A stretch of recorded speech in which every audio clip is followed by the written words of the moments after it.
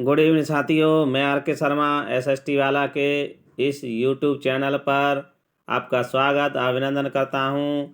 आज का जो अपना सेशन है वो सामाजिक और राजनीतिक जीवन 8th क्लास की चैप्टर नंबर 4 न्यायपालिका के बारे में अध्ययन करेंगे। जितने भी उसमें महत्वपूर्ण बिंदु दिए हुए हैं एनसीईआरटी बुक्स में, उनको बारीकी से अध्ययन करेंगे। चलो शुरू करते हैं आज का अपना ये सेशन। आप कितने काबिल बनोगे ये इस बात पर निर्भर करता है कि आप अपने किसी काम को कितना वक्त दे सकते हैं। आप जितना वक्त जिस काम में देंगे उतने ही निपुण होंगे उस काम में, तो देरी मत करिए, पढ़ाई में ज़्यादा समय दीजिए तो आपको सफलता ज़रूर मिलेगी। चलो शुरू करते हैं आज का जो अपना चैप्टर नंबर 4 न्यायपालिका। न्यायपालिका को सर्वोच्च न्यायालय भी कहते हैं। यह नई दिल्ली में स्थित है। जो न्यायपालिका है उसमें पूरी न्याय व्यवस्था को शामिल किया जाता है। जो न्याय व्यवस्था है उसमें सर्वोच्च न्यायालय, उच्च न्यायालय आदि सभी शामिल किए जाते हैं। अपने देश का, भारत का जो सर्वोच्च न्यायालय सुप्रीम कोर्ट है वह नई दिल्ली में स्थित है। इसकी स्थापना 26 जनवरी 1950 को की गई। जो न्यायपालिका है उसका गठन अनुच्छेद 124 के अंतर्गत किया जाता है। न्यायपालिका के जो कार्य हैं वह विवादों का निपटारा। न्यायपालिका होती है वह विवादों का निपटारा करती है। जब विवाद किसी व्यक्ति या राज्य या केंद्र सरकार, राज्य सरकार के बीच होता है या फिर आप राज्यों के बीच होता है, तो जिन विवादों का निपटारा आपस में नहीं हो पाता उनका निपटारा फिर न्यायपालिका द्वारा किया जाता है। न्यायपालिका का जो निर्णय होता है वह सर्वमान्य होता है। सभी को उसके जो निर्णय होता है उसे मानना पड़ता है। न्यायालय का जो एक अनुच्छेद है 129, उसके तहत अपना जो उच्चतम न्यायालय है वह एक अभिलेखीय न्यायालय है, अर्थात उसके निर्णय एक अभिलेख या साक्ष्य के रूप में स्वीकार किए जाते हैं। उनके विरुद्ध कहीं अपील नहीं की जा सकती। न्यायिक समीक्षा। न्यायिक समीक्षा उस संविधान की जो व्याख्या का अधिकार मुख्य रूप से न्यायपालिका के पास ही होता है। इस नाते यदि न्यायपालिका को ऐसा लगता है कि संसद द्वारा पारित किया गया कोई कानून संविधान के जो आधारभूत ढांचे का उल्लंघन करता है तो उस कानून को रद्द कर सकती है। यही न्यायिक समीक्षा कहा जाता है। आप समझ गए होंगे, यदि कोई ऐसा कानून बनाया जाता है जो संविधान के मूल ढांचे का उल्लंघन करती है तो न्यायपालिका उसे रद्द कर सकती है। अगला कार्य है कानून की रक्षा और मौलिक अधिकारों का क्रियान्वयन। देश के किसी भी नागरिक को ऐसा लगता है कि मौलिक अधिकारों का उल्लंघन हुआ है तो वह सर्वोच्च न्यायालय में या जा सकता है अपने अधिकारों की रक्षा के लिए। अगले नेक्स्ट पॉइंट पर चलते हैं। उच्च न्यायालय। इसकी स्थापना 1862 में 3 प्रेसिडेंसी शहरों में की गई, कलकत्ता, बम्बई, मद्रास में। जो उच्च न्यायालय होते हैं, राज्यों का जो सबसे बड़ा न्यायालय होता है राज्य का उच्च न्यायालय कहलाता है। यह अनुच्छेद 214 के तहत स्थापित किए जाते हैं। या जो उच्च न्यायालय है उनका गठन अनुच्छेद 263 के तहत होता है। अगले नेक्स्ट पॉइंट, जो दिल्ली उच्च न्यायालय का गठन 1966 में किया गया। वर्तमान में देश में 25 उच्च न्यायालय हैं। पंजाब, हरियाणा का दोनों राज्यों का एक ही न्यायालय है, चंडीगढ़ में है स्थित है। और जो भारत के पूर्वोत्तर राज्य जैसे असम, नागालैंड, मिजोरम, अरुणाचल प्रदेश के लिए एक ही गुवाहाटी में न्यायालय स्थित है, उच्च न्यायालय। अगले पॉइंट पर चलते हैं। 1 जनवरी 2019 से आंध्र प्रदेश अमरावती और तेलंगाना हैदराबाद में अलग अलग न्यायालय स्थापित किए गए हैं, उच्च न्यायालय। आपको विदित होगा कि आंध्र प्रदेश की नई राजधानी अमरावती है और जो तेलंगाना की राजधानी है वह हैदराबाद है। अगले नेक्स्ट पॉइंट पर चलते हैं। PIL, यह जनहित याचिका सर्वोच्च न्यायालय द्वारा की गई व्यवस्था है।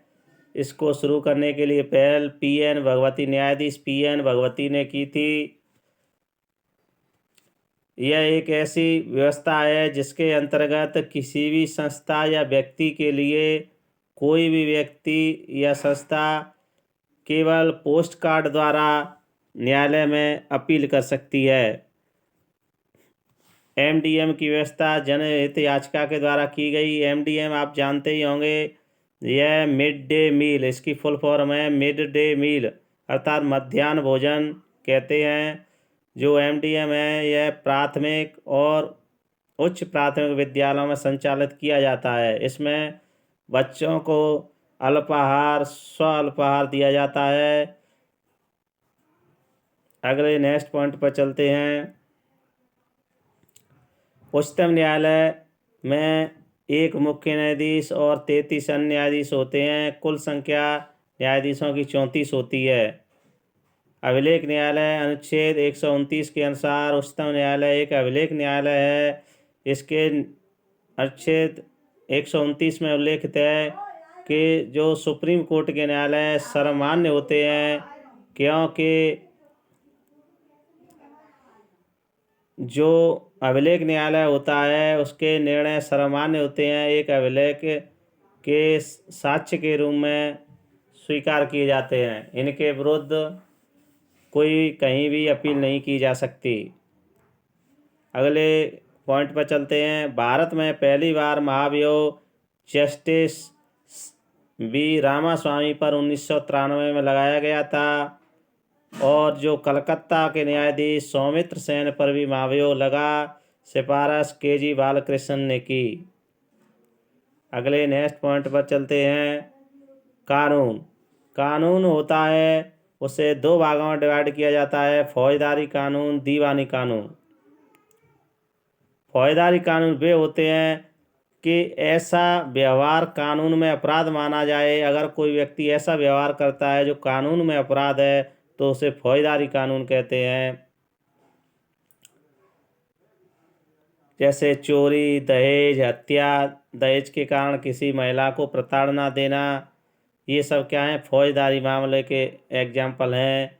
और अगले जो फौजदारी कानून होते हैं उनको में सर्वप्रथम FIR दर्ज करानी पड़ती है, फर्स्ट इन्फॉर्मेशन रिपोर्ट, और दोषी व्यक्ति को जेल या जुर्माना भुगतना पड़ता है। और जो दीवानी कानून होते हैं वे व्यक्ति विशेष के अधिकारों का उल्लंघन आता है। अगर किसी व्यक्ति विशेष के जो अधिकार हैं उनका उल्लंघन कोई करता है तो दीवानी कानून के अंतर्गत आते हैं। जैसे जमीन बिक्री, किराया, कोई वस्तु खरीदना, तलाक आदि। जो दीवानी न्यायालय होते हैं उन दीवानी कानून में प्रभावी व्यक्ति द्वारा न्यायालय की जो पीठ होती है उसमें याचिका दर्ज कराई जाती है और अदालत इसके अंतर्गत राहत की व्यवस्था करवाती है। जैसे कि कोई तलाक हो रहा है तो उसके लिए किसी महिला को गुजारा भत्ता दिलवाना, ये एक अदालत की राहत व्यवस्था करवाती है दीवानी मामलों में। आशा है आप समझ गए होंगे। अगर कोई बिंदु समझ में नहीं आया है तो कमेंट बॉक्स में लिख देना, हम आपको ज़रूर समझाने की दोबारा से कोशिश करेंगे। अब चलते हैं नेक्स्ट पॉइंट पर। अनुच्छेद 21 द्वारा जीवन के अधिकार में भोजन का अधिकार शामिल है और इसमें जितने भी व्यक्ति के जीवन से संबंधित हैं, जैसे निद्रा का अधिकार आदि, ये भी जीवन के अधिकार में शामिल हैं। भोजन का अधिकार, ये सभी एग्जाम में पूछा जाता है कि जीवन के अधिकार में कौन सा अधिकार शामिल नहीं है। उसमें एग्जाम्पल दिए जाते हैं भोजन का, निद्रा का, पानी पीने का, खेलने का जैसे एग्जाम्पल दिए जाते हैं। अगले नेक्स्ट पॉइंट पर चलते हैं। ओल्गा टेलिस बनाम बम्बई नगर निगम 1895 के फैसले में आजीविका के अधिकार को जीवन के अधिकार में शामिल किया गया। आजीविका जो जीवन चलाने के वृत्ति करते हैं, काम करते हैं। झुग्गीवासी उन्हें कहा जाता है जो अपना घर पक्का घर न होने के कारण रोडों चौराहों पर टेंट आदि लगा के रहते हैं लोग, उन्हें झुग्गी कहा जाता है। अगर उनको आजीविका के लिए शहरों में रहना पड़ता है, इसलिए अगर उनकी आजीविका नहीं रहेगी तो जीवन भी नहीं रहेगा। इसलिए आजीविका के अधिकार के बारे में ओल्गा टेनिस बनाम बम्बई नगर निगम 1885 के जो फैसले थे वे आजीविका के अधिकार को जीवन के अधिकार में शामिल करने के बारे में दिए गए थे। अच्छा साथियों, आज का अपना जो टॉपिक था यहीं पर ख़त्म होता है। कल मिलेंगे अगले चैप्टर के साथ। अगर जो पिछले जो बुक्स हैं कंप्लीट हो चुकी हैं, उन्हें देखना हो तो हमारे प्लेलिस्ट में जाकर देख सकते हैं। और जो PDF आपको डाउनलोड करनी हो NCERT बुक्स की तो हमारे टेलीग्राम चैनल पर जाकर डाउनलोड कर सकते हैं। अगर वीडियो पसंद आए तो लाइक शेयर और सब्सक्राइब ज़रूर करना। धन्यवाद।